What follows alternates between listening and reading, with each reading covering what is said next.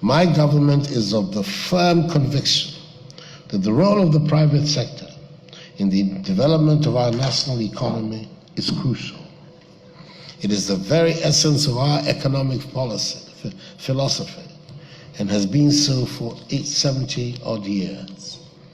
In the 1950s, at the height of the Cold War, Joseph Boachier Dankwa, one of the revered founding fathers of our nation, stated, when defining the vision and policy of our party, that, and I quote, "Our duty is to liberate the energies of the people for the growth of a property-owning democracy in this land, with the right to life and freedom and justice as the principles to which the government and laws of the land should be dedicated to, in order specifically to enrich the lives, property, and liberty of each and every citizen," unquote. We've never wavered in our belief that given an enabling environment, the ingenuity, creativity, and sense of enterprise of the Ghanaian will enable us rapidly to develop a strong, powerful economy which will deliver a good, dignified standard of living to our people. In furtherance of this, over the past 15 months in office, we've set about putting in place the measures needed to reduce the cost of doing business and improve the business environment. We've begun to act on the fundamentals of our economy, which in recent years has been in considerable disarray. Our actions have resulted in the growing stability of the macroeconomy and the cedi, reduction in inflation, and an abolition of nuisance taxes, whose aim is to shift the focus of the economy from taxation to production. All these measures are being undertaken to stimulate enterprise activity and growth. We also recognize that if in the circumstances of the 21st century we continue to maintain the Gettysburg economy, there will be no future prosperity for the Ghanaian people in the short, medium, or long term. A key challenge of our economy, like many other economies in Africa, is its infrastructural deficit.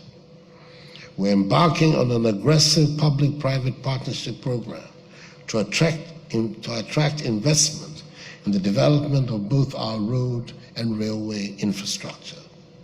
We're hopeful that with solid private sector participation, we can develop a modern railway network with strong production center linkages and with the potential to connect us to our neighbors to the north, i.e. Burkina Faso, to the west, i.e. Côte d'Ivoire, and to the east, i.e. Togo. We believe that this is an area where British technology and expertise would be very welcome. I am thus notifying the business community in the United Kingdom to take advantage of the growing business-friendly climate in the country to invest in Ghana. Our flagship policies, captured by the slogans of one district, one factory, one village, one dam, and the program for planting for food and jobs, map out areas of opportunity, which I commend to you, is that doing the areas in the development of renewable energy and ICT growth. There are several projects in roads, water transport, industry, manufacturing, agriculture, petroleum and gas, renewable energy, the exploitation of our mineral wealth of bauxite, iron ore, and gold, and the ICT sector, amongst others, which are being structured to attract private sector financing. We are conscious the key to attracting private sector investment is the creation of a conducive, business-friendly, and peaceful environment, as well as the fashioning of a state machinery fit to provide strong regulatory support for private enterprise to thrive. That for us is the heart of the private-public partnership that can fast-track our development.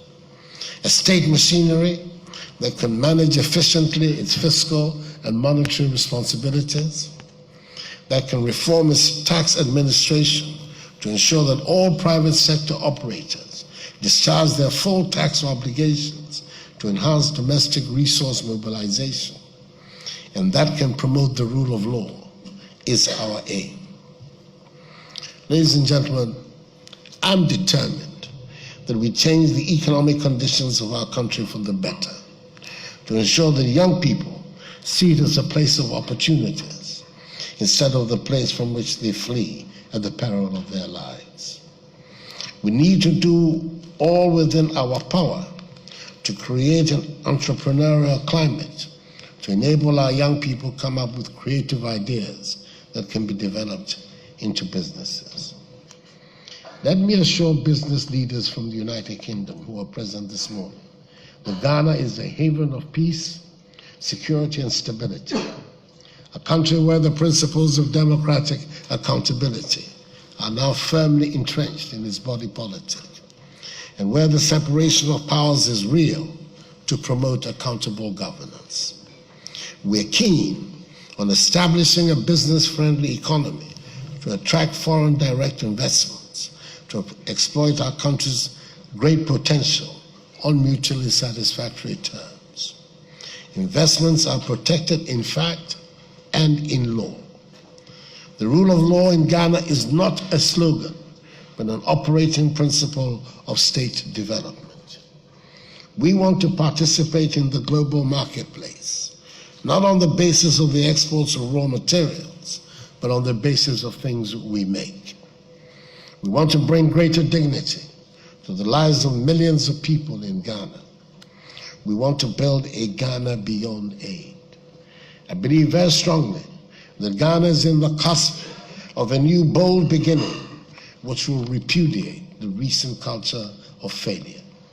And I'm expectant that this summit will help facilitate partnerships between Ghanaian and British companies and create the common platform that generates ideas and nurtures them into success. It is my hope that exchanges of this sort will enable the strong relations between Ghana and the United Kingdom to grow even stronger.